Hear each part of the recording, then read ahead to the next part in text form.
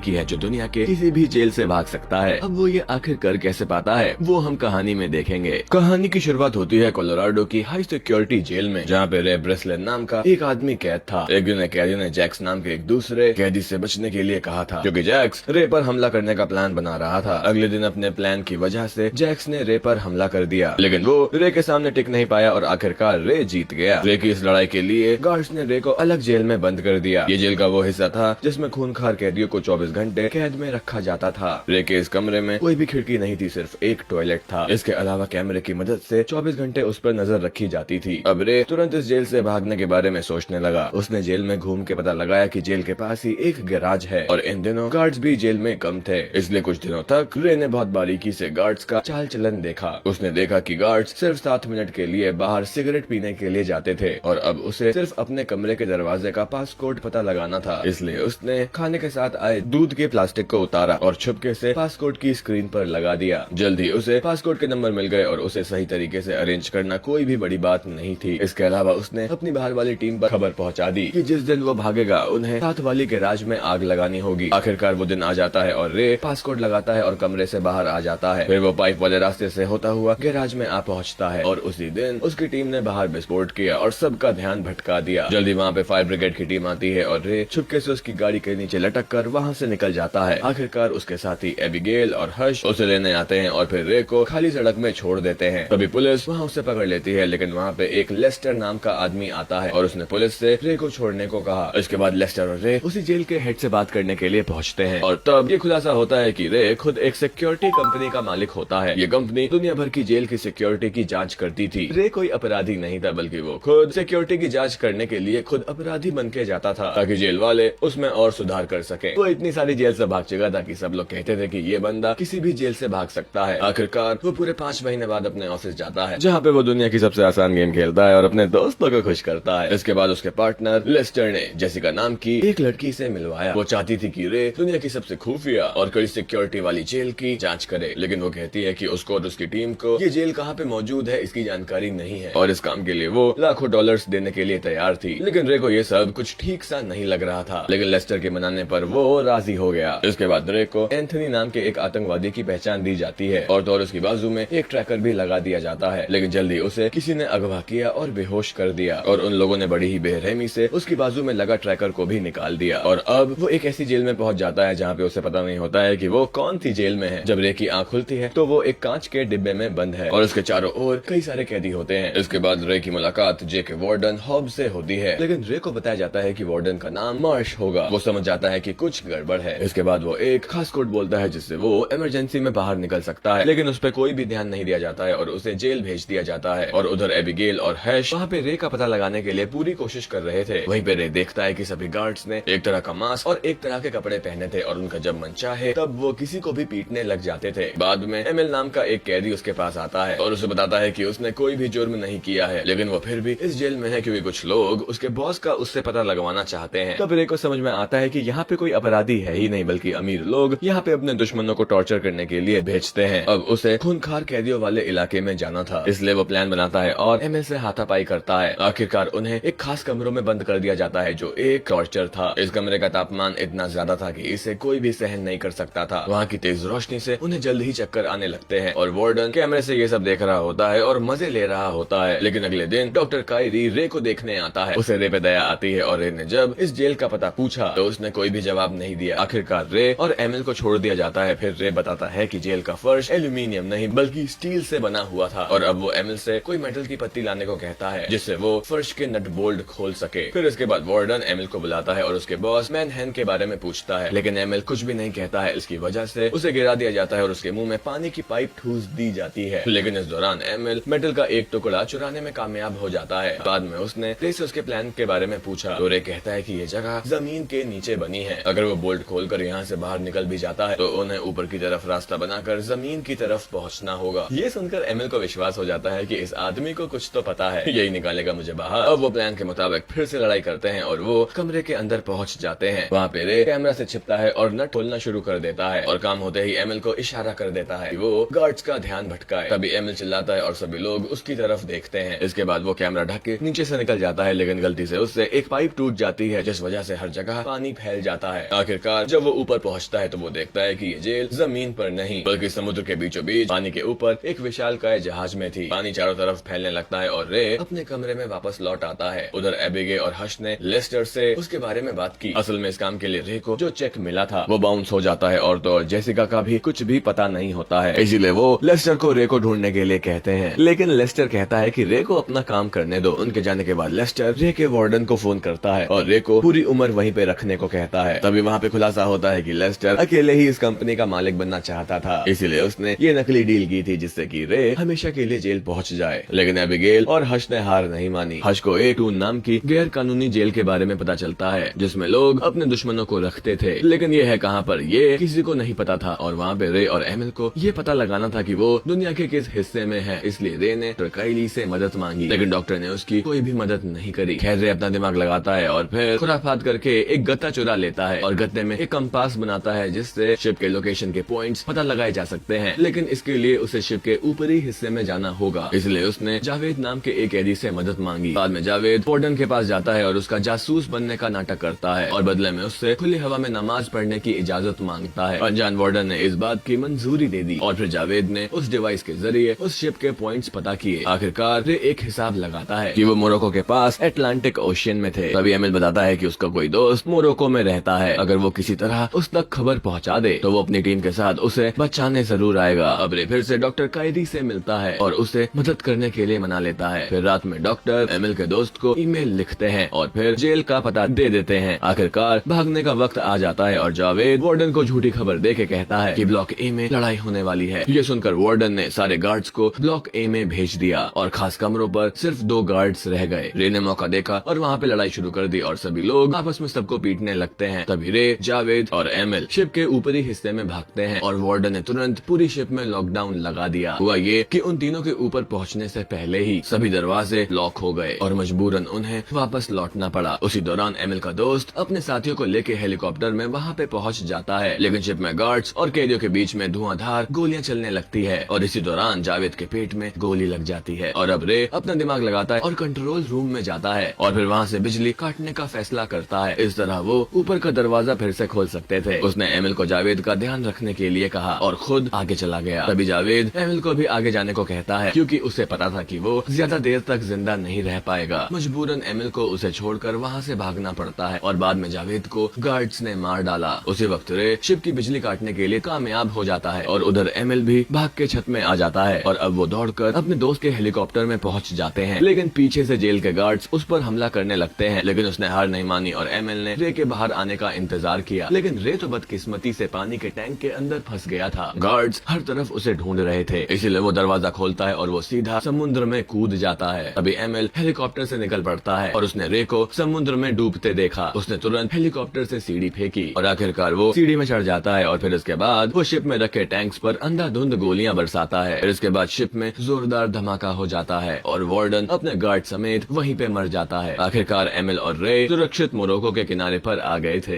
तभी वहाँ पे एक गाड़ी लेने आती है और वहाँ से जेसिका बाहर निकलती है। रे देखता है कि जेसिका वही लड़की है जिसे उसने इस जेल में भेजा था और एमिल बताता है कि ये उसकी बेटी है। ये सुनकर रे के होश उड़ जाते हैं। तब जाकर ये खुलासा होता है कि दरअसल एमिल ही मैनहैम है और सबको लगता रहा कि मैनहैम उसका बॉस है। उसने अपनी असलियत इसलिए छुपा के रखी थी ताकि उसके दुश्मन उसे मार ना डाले। इसके बाद हमें चलता है पता कि जेसिका अपने पिता को जेल से छुड़वाना चाहती थी, इसीलिए उसने धोखे से रे को इस जेल में भिजवाया था। अंत में उसने रे को लेस्टर की सच्चाई बताई कि कैसे वो गद्दारी करके जेल वार्डन के साथ मिल गया था और आखिरकार रे एबिगेल और हर्ष से मिलता है। फिर उसे चलता है पता कि लेस्टर को एक ऑफर मिला था जिसके मुताबिक रे इस जेल से भागने में नाकामयाब हो जाता है तो लेस्टर इस जेल का CEO बन जाता। उधर जब लेस्टर को चलता है पता कि रे बाहर आ चुका है तो वो भी अपना बोरिया बिस्तर बांधता है और भागने लगता है। इसके बाद हर्ष गाड़ी में उस पर हमला करता है और बाद में जब लेस्टर की आंखें खुलती है तो वो अब भी एक गाड़ी में होता है, लेकिन उसे इस बात का अंदाजा नहीं होता है कि वो गाड़ी एक डिब्बे में जो कि हजारों डिब्बों के बीच में है और जो एक समुंदर के ऊपर है वहाँ पे थी और अब ये जहाज कहाँ जा रहा है वो किसी को भी नहीं पता।